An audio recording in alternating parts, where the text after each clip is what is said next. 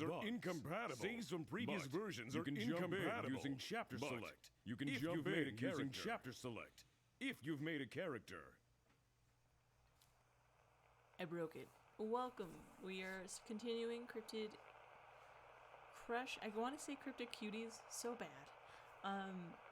We're part 3 of this, so if you haven't, we're part 3, so if you hadn't been for the previous videos, definitely check those out, because I feel like this is definitely a story-heavy game. We're going to continue as far as I can today. We're just going to keep going.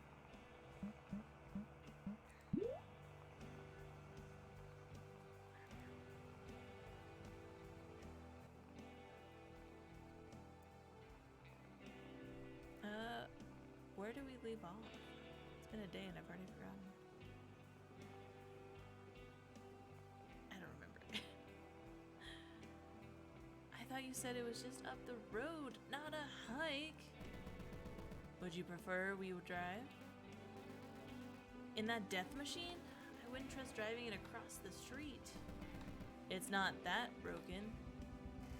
August's cabin is exactly how you'd expect. In the middle of woods, rustic, overgrown, but sturdy.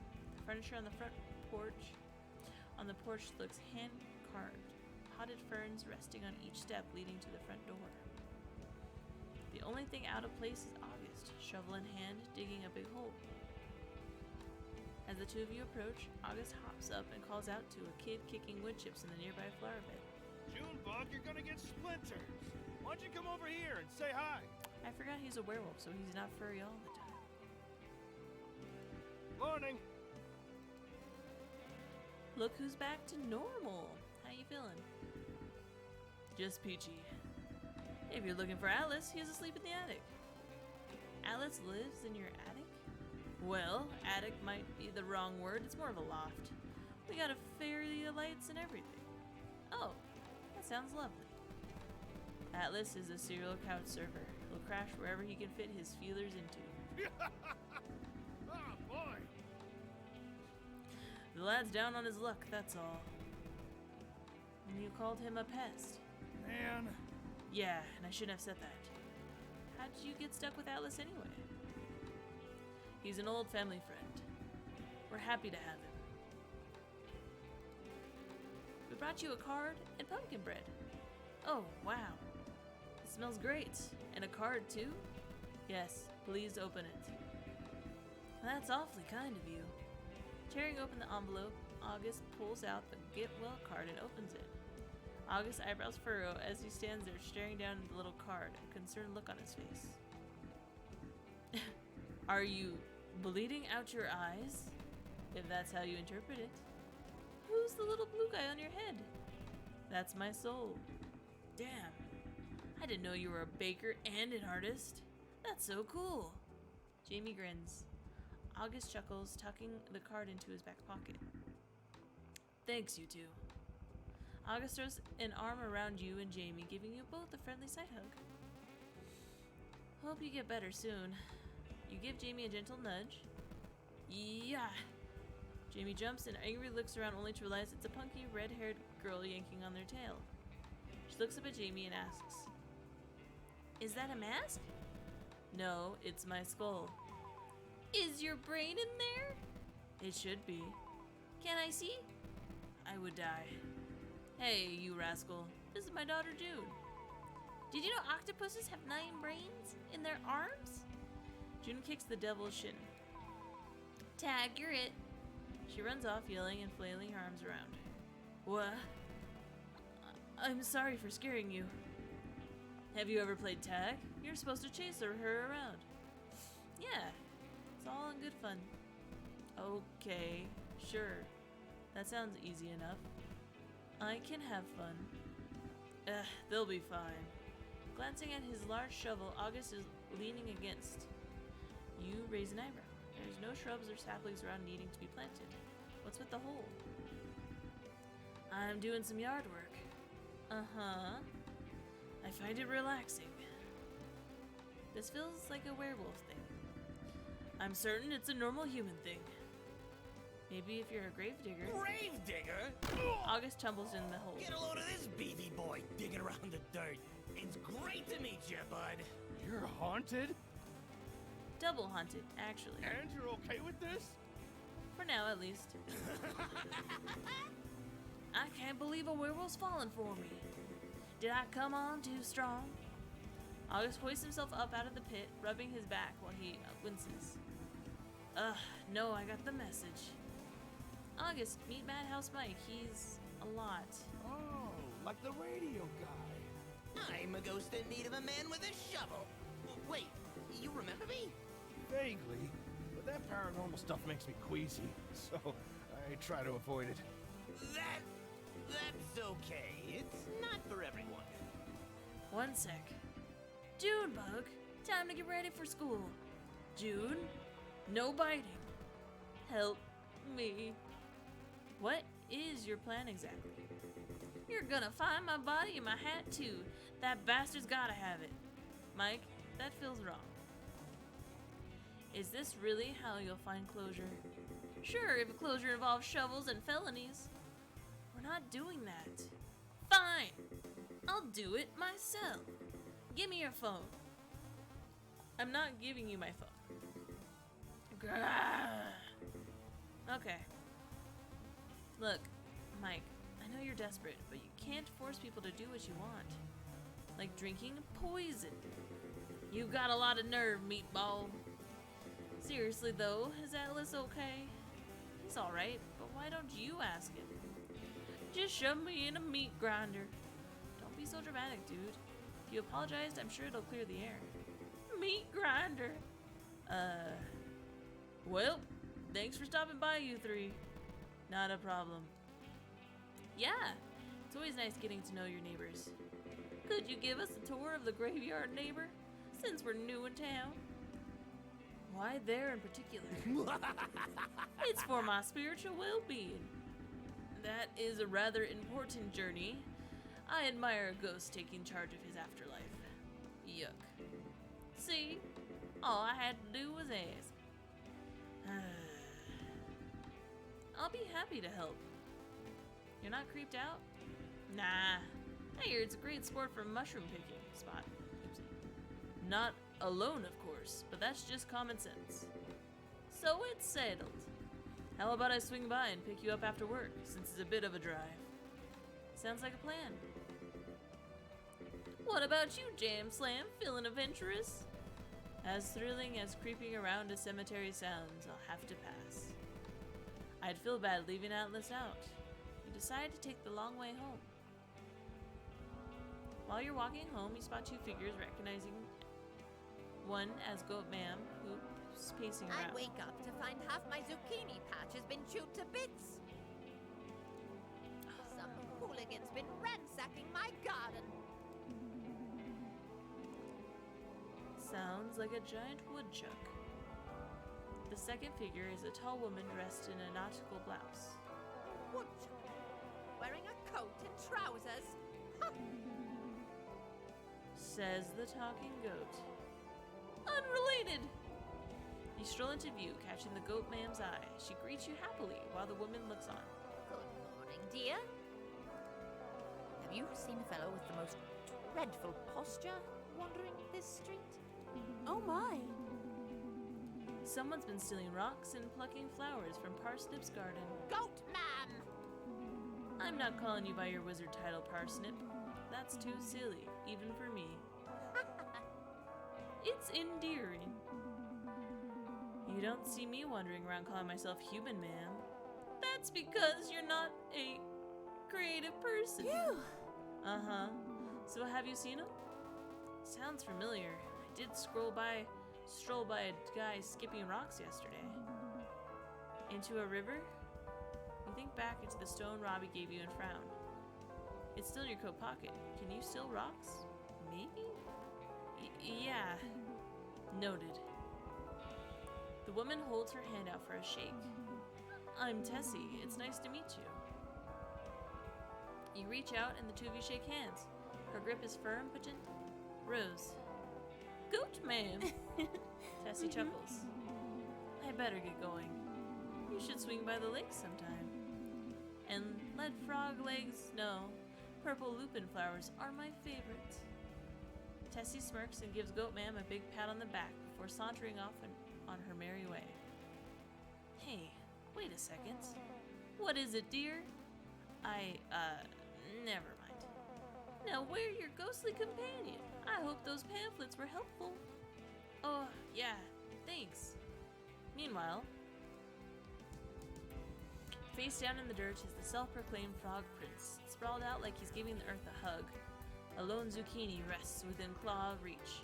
A weapon, perhaps? This is starting to feel like a crime scene. Hey, you okay? Craning his neck to one side, Rob opens his glossy fish eyes and squints up at the bug staring down at him. Maybe he's overheating? Alice reaches over and touches Robbie's fluffy hat. The fishman doesn't budge. He plucks the hat off the fishman. Robbie rips the hat out of Alice's grip and plops it onto his head. What are you doing? I thought you were dying. Are you alright? Oh. I tripped. You see these web feet? They're shit. I'm like an ugly, featherless penguin. Rob straightens up before slashing back down again. I hear ya. All I got are these wings and chicken legs. He eyes the Mothman and frowns. So you're a cosplayer? What? Cause that's one stinking interpretation of the Mothman. Was he some sensational hoax? But hey, whatever sells bumper stickers. There we go. Got it. You can't sling words like that around.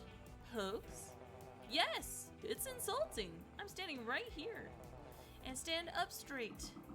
So it's not a costume? Whoa.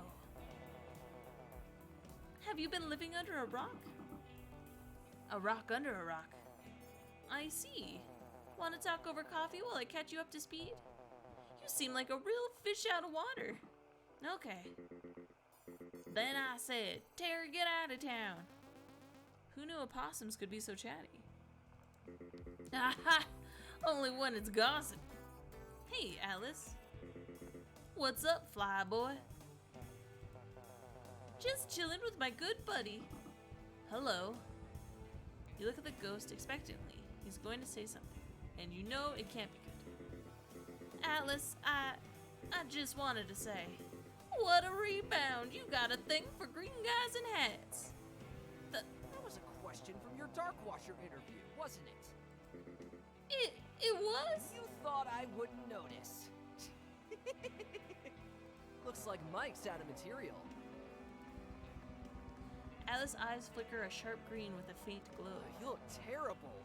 Your face is gonna get stuck like that, you know. Have you been taking care of yourself? Oh, I know! The riddle would perk you right up. Is this a prank? No? Then piss off. You got it, boss. Atlas? Yeah, you're gonna want to call a doctor for this guy, or a priest. I'd do it myself, but I can't figure out how to open doors. With a yelp, Atlas's eyes twitch and shift back to a bright red. We're taking you to the clinic. Rob, get him. Bad idea. You know, Edith experiments on people, right? In the hospital basement. No way. So unless you want to see me pinned in a corkboard, I'd advise against it.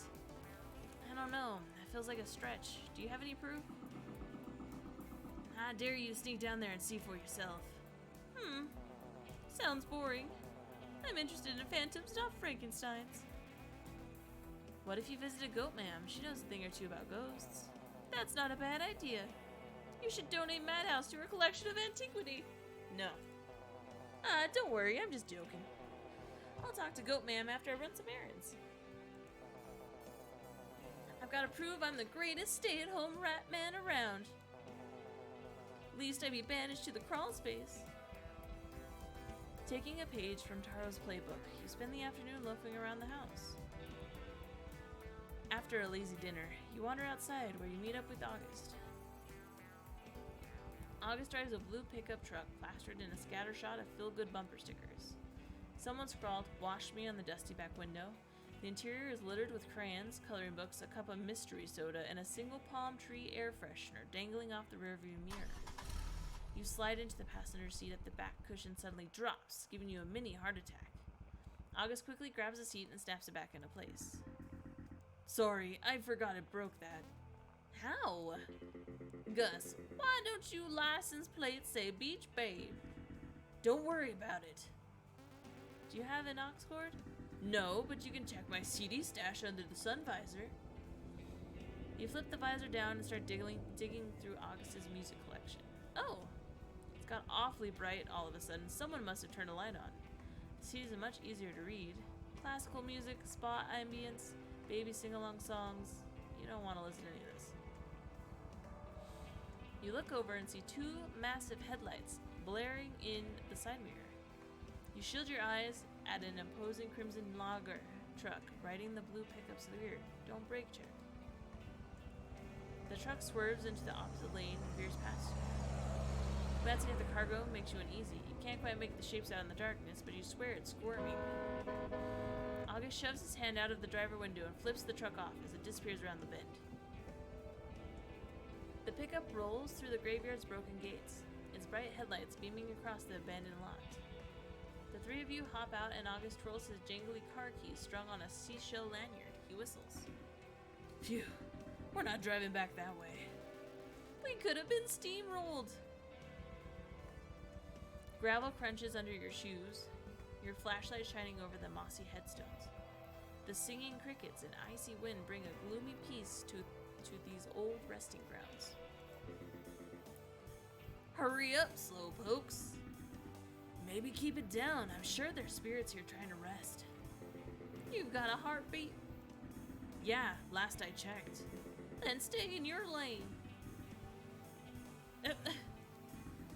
Yeah, sure. I mean, you're the ghost here. Oh, fuck off. Gus is trying to help you. Did he bring the shovels? We're not doing that. I'm starting to doubt this spiritual well-being thing. What do you actually want, Mike? I'm searching for myself. Literally speaking, I wouldn't get your hopes up. The three of you start looking around, hoping to find stone marks with Mike. I found a mic. August calls out from a grave marker, gesturing you to come over. That's not me. I know if it were me. What's your last name? Madhouse. No, I'm being serious. My name is Madhouse. Look for a guy named Madhouse. You don't remember, do you? What kind of loser forgets their own name? Let's come back when we've got more information. You want to leave? It's getting pretty late. Then let's split up. We'll cover more ground that way. Madhouse blinks out of sight. Be careful. I want to go home. We can leave, right? I mean, Mike's in his natural habitat. Like releasing a mountain lion back into the wild. I couldn't do that to him. Well, you've got more patience than I do. I nearly freaked. That explains the ears. Well, tour's over. I need to make a phone call. August strolls off the path, fishes his cell phone out of his pocket, and dials up a number. How's things? I wanted to check in. Atlas, the oven is off limits. You invited Jamie over? Okay, just keep me posted. And tell Junebug Papa loves you. Not you, June. Yes, you too, Atlas. Hello? Anybody home? I've gotta be lying around here somewhere. Maybe they were right. Mike's got no clue what he's doing. Or why anyone bothered. Hey, cutie. Place your headstone next to mine. Let's spend an eternity together, darling. Go to hell. I saw him first. You freaks are the reason the dead don't speak. Please, pay them no mind. They'll be gone by morning. Huh? Now allow me. Madhouse feels a spectral hand touch the visor of his hat. This memento is rather precious to you.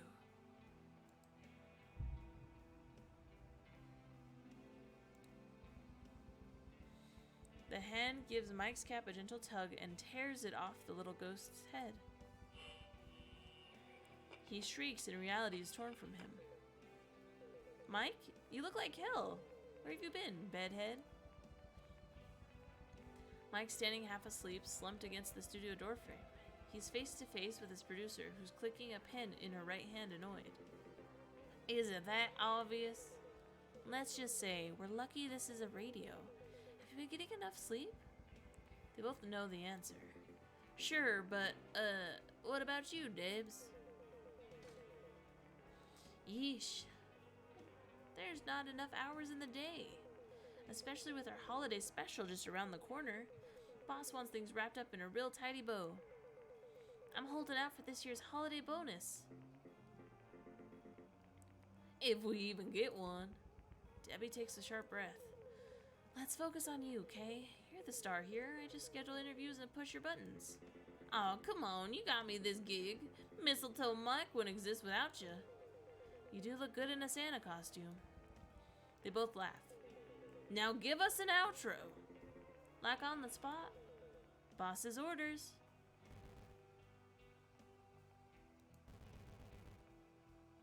That's it? Your heart clung to this?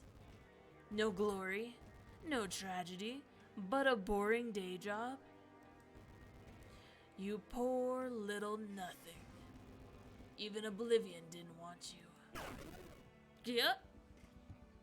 Madhouse chokes, straining against the crushing grip of this invisible foe. He squeezes his eyes shut and blinks back into your phone. But nothing happens. He strayed too far. Oz shambles through the graveyard like a zombie. A tired zombie. He plucks a toadstool here and a moss chunk there, per Edith's orders.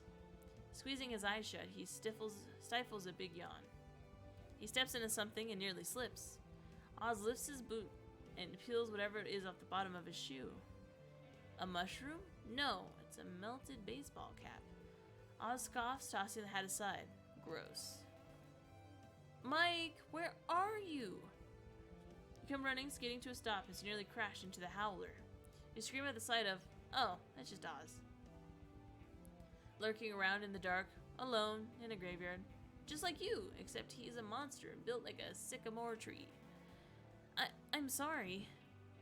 You. August marches through the dark place behind you.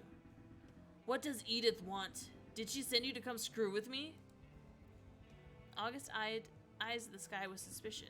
Where's the bird? Oz rolls his eyes. Did something happen between you two? All Oswald cares about is his so-called favors. I'll pay my stupid bill, so quit hounding me.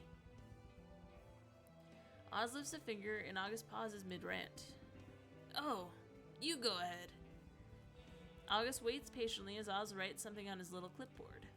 He shimmies over and glances at the note. Oz holds it out for August to read. Oswald says I'm right. He is horribly wrong and he'll be fleeing to Alaska post-haste. Mother of... Oz stomps on the wolfman's foot. You don't have time for this. Turning away, you zone out the blinkering and wave your phone around trying to pick up a signal. A red splotch catches your eye.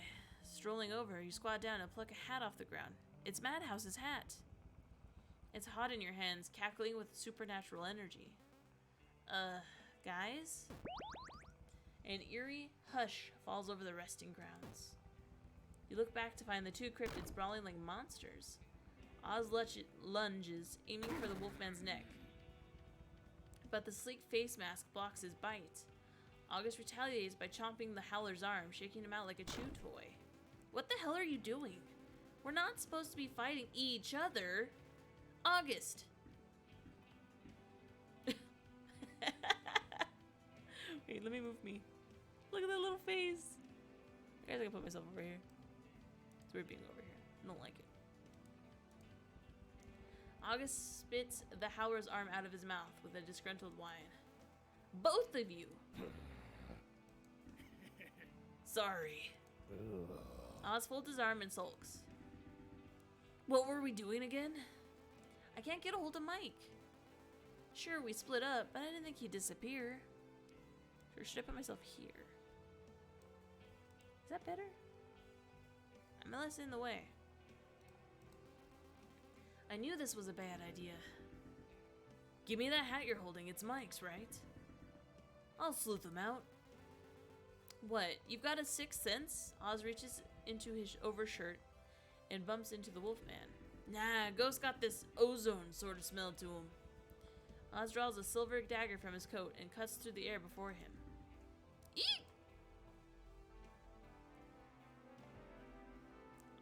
Oh, save. Oh, that was cool. See, that's why I'm down. Mr. Walker appears. What is that thing? Why, you're rather rude. Not that it matters now. You'll all be gone by morning. Oz hissed through clenched teeth. Hey, that lantern's giving me the creeps. It reeks. Oz lunges, darting to the side before bashing the hilt of his dagger against the lantern. Silver stab. Result successful. Shrunk. Oz stabs lantern for 2 damage and flicks shadowy threads off the tip of the blade. Oz looks to you for further instruction. Hit him with a magic. Lower its defense. Go get him. I'm in no rush. Madhouse is tethered to your phone, right? What if you try calling him back?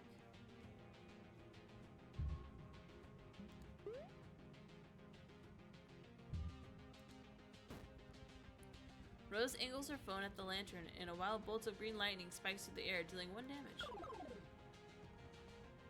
Lantern's brawn is lowered by -2. Current -4. Nice. Aye! Shadow laughs and tips his hat. Rather impatient, are we? I don't mind. Now, why don't you go first? It's time to put your new abilities to the test. You missed Tarot. Lantern summons a will-o-wisp. 2, 3. Count them. 3 will-o-wisps. Oz looks at August. Oh, man. What is a zap? Oopsie. Lantern. Nice. Rose aims the phone at Lantern and shoots off a burst of electricity, dealing 1 damage. Yes. Madhouse is in there somewhere. He's gotta be.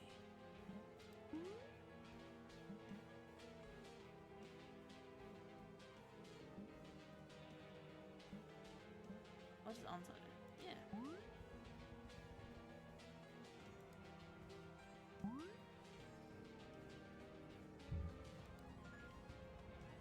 August goes wild. Mr. Walker takes 3 damage. Takes 5 damage. Takes 7 damage. Blessed by the moon's silvery light, August recovers 2 health. Mr. Walker cuts the lights. Spectral hands shove painful memories to the forefront of your mind. With a sharp breath, Oz wipes his eyes. The wisps fade. August is frozen for 1 damage. Failure. August is horrified. Ooh, that's bad. Mr. Walker fuels the lantern so it can act sooner.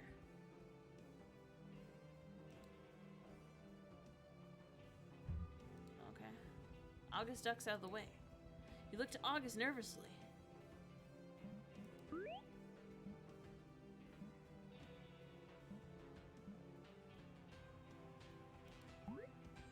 Who should be the target of this attack? Mr. Walker. Because he's already almost dead. Nice. Oz stabs Mr. Walker for 4 damage and flicks shadowy threads off the tip of his blade. Lantern is preparing to attack. August wants to scratch. 10-4. I'm confused.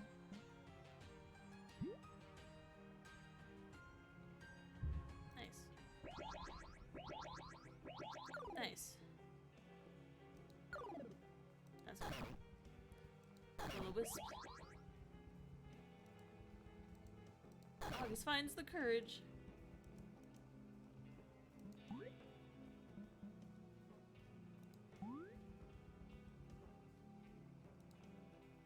I didn't know we were supposed to. we had him in the negative. I thought it was good. Success. Takes 1 damage. Takes 1 damage. Takes 2 damage. Ooh. 2 health. Nice.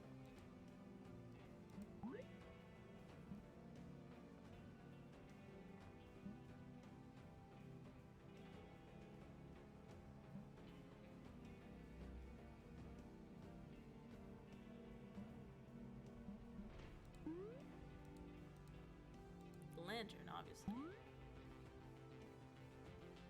Nice. Ooh, 11 damage. Nice.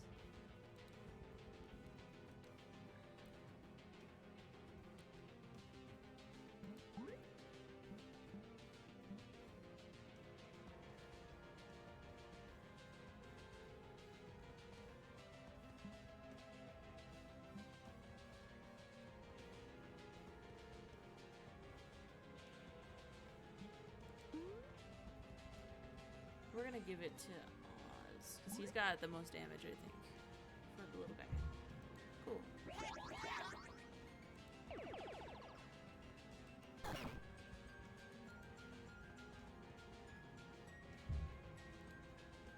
August ducks out of the way. Ah, that's not bad.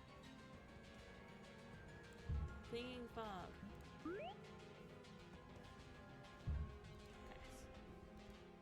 Nice.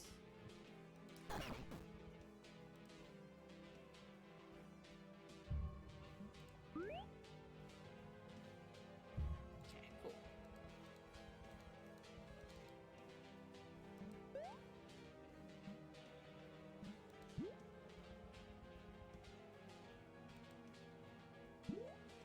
I'm so confused.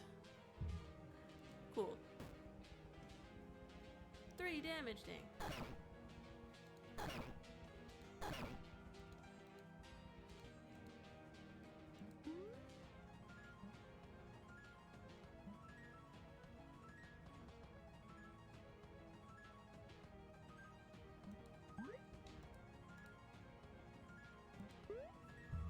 Success. Okay.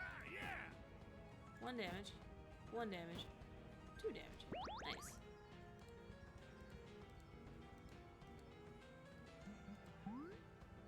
And we'll do Kazap. Lantern. I think. No. Oh dear.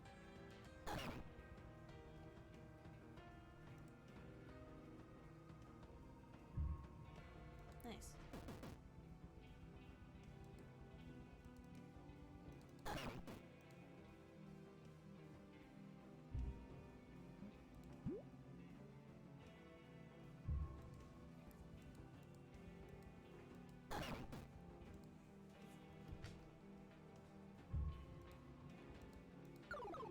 Oh no.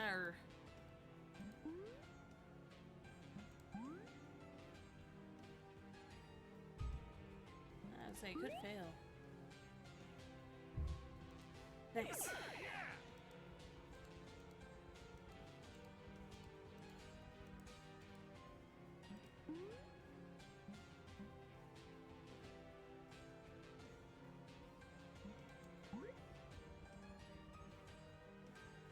Stab the walker, I guess. Trying to balance it out, but it's like kind of hard.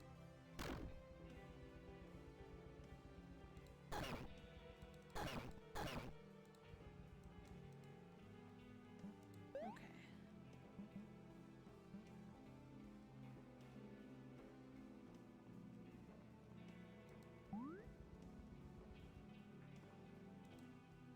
Yes, this is 5, right?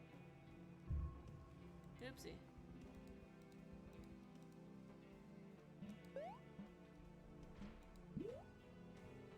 I guess I could try to heal this. Everything's failing. What? Fuck. This isn't my day.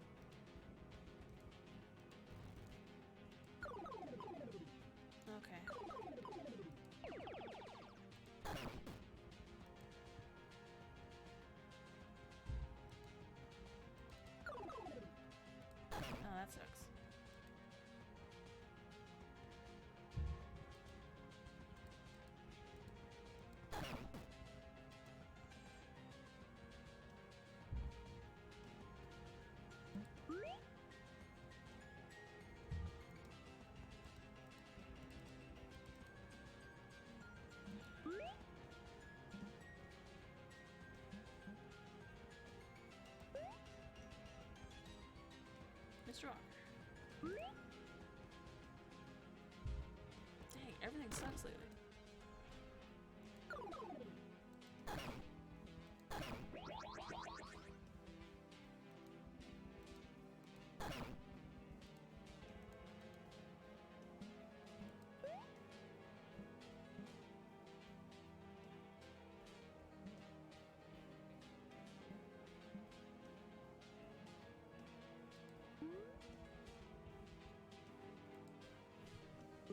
I think that means the difficulties. I don't really know, actually.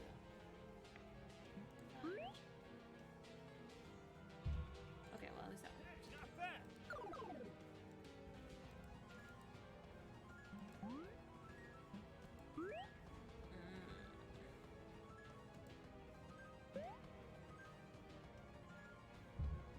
So I guess I could fail it.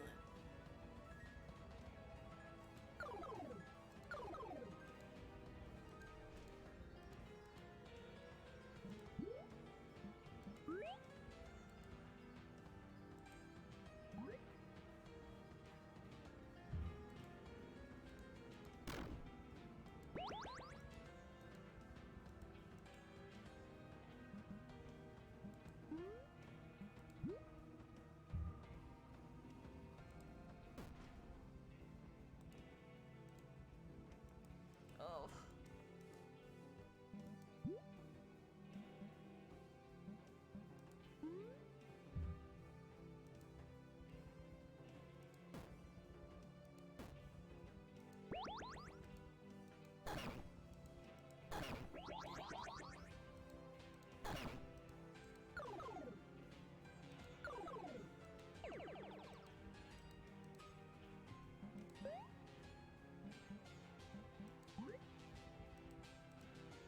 I don't even know what's happening anymore. Dang.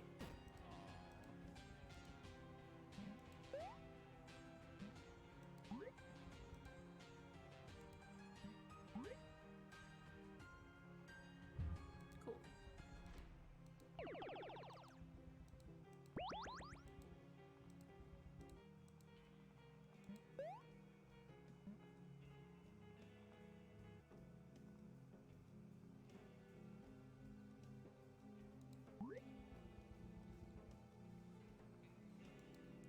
We're getting there. It's just hard to lose. Bruises, Barry's fist lunge, and maybe check out for one.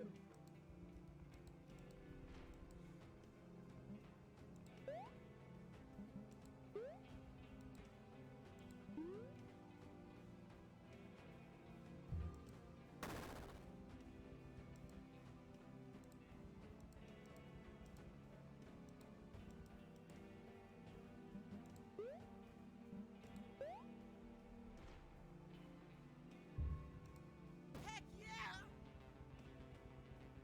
3 damage. Okay.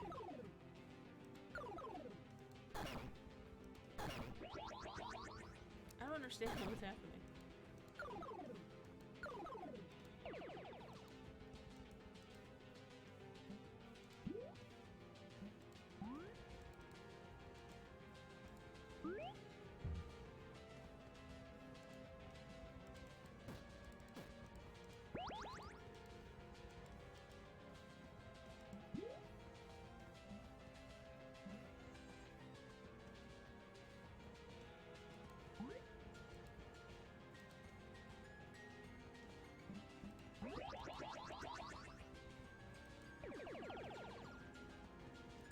Roll mod.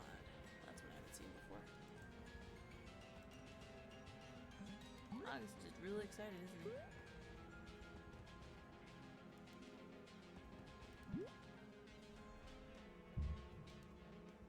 Yeah. Okay.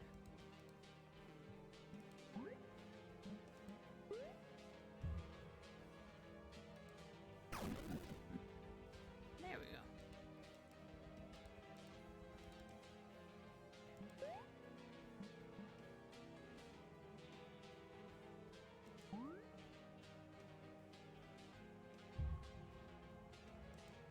Excuse me? 31 rank B. Not bad. duet dice. Ooh. New dice. I forgot we got new dice. The lantern shatters and a geyser of ghostly light spills from the broken glass. With a wail, the shadow shields his face from the flash and just like that, disappears. Today's my last day, Mike. I'm moving to Seattle. Her last day? But the season hasn't wrapped. Debbie can't just leave. Why didn't you tell me? I didn't want you to quit, not because of me. You know I can't do this without you. If you go, I go. Oh man, don't be like that. You gotta hold down the fort, okay? Turning away, Debbie reaches into her backpack. Here, I want you to have this.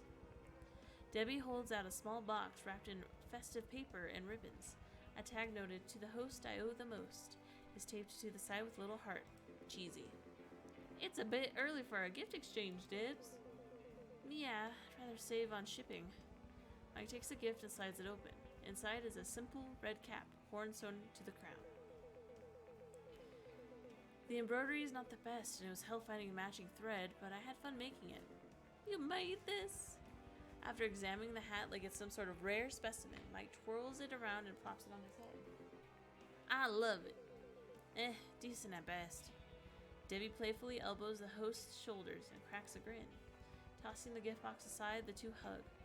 There's a moment of ease before Debbie swats the red cap off Mike's head and catches it in her other hand. Can I get an outro? Like on the spot? She hands the hat back. If you've got one. Call me King Tut, 'cause that's a wrap. Now close the casket and watch out for those spiked traps. Yeah, you still got it. Raise hell for me, Kay? A bright green hand shoots out of the shattered lantern. It slaps down and grabs a mossy headstone. Madhouse drags himself through the dirt, gasping and coughing up ectoplasm. His cap is gone. He's okay. I'll, give you some space. You brush past the two cryptids, your boots clicking up pebbles as you run to the phantom. Don't look at me. Mike recoils as you approach, shielding his face from your prying eyes. You turn around. What am I gonna do with you? You could smash your phone. That'd be the smart move. I wouldn't dream of it. Are you hurt? No, you could take Team Fido for that. That's a relief. I shouldn't have ditched y'all. I thought I was done for. How'd you get your body back? I did some self-reflecting. Looks like Granny was right. But don't go thinking y'all are getting rid of me just yet. Not before I learn bass guitar. Did you always have horns? On my hat, sure, but that asshole stole it. You mean this hat was stolen? You hold out a crumbling red cap bleeding ectoplasm. Madhouse hesitates before taking it off your hands. It's covered in dirt and wolf hair. Thanks for saving it. He forces the hat over his head.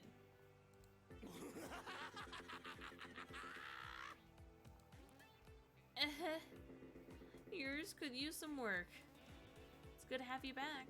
Happy to be here. He points to the two cryptids. Hey. Gentlemen, thanks for keeping an eye on Meatball here. I hope she didn't cause you any trouble for you. Sadly, it seems our efforts were in vain. I'm not buried here. That's the nickname that stuck. You can do better. Yeah, that's fair. I'll keep workshopping it. Let's get out of here. We'll meet you at the car. Nice moves back there. I did read your note. Sorry for being a jerk about it. Oz doesn't budge. Like he gives a rat's ass. Wanting to help people is pretty admirable. God knows his county needs it. Is that why you wear that thing? Yeah, my mom would flick my nose whenever I bite or gnaw on the furniture. It left me flinchy and never fixed a thing, but at least it wasn't a muzzle. Oz gives the wolfman a hefty pat on the back. You need a ride home? It's a hell of a walk. Oz thinks a moment before shaking his head no. The howler slinks away, disappearing into the dense woods beyond. Looks like Madhouse Mike wishes to spend time with you. Would you like to visit this hangout now? Let's save. This is a good save spot. I don't know how much further we got left in the game, but I'm gonna be. I always do this where I end it and then it's like 10 minutes left, but I think we got more time. So, thank you guys so much for watching. I appreciate it. I hope you're having a good new year. Let me know if you like this game and if you find any other weird dating sims. I do enjoy the weird ones. Alright, I'm gonna see you guys tomorrow. Have a good night. I love you.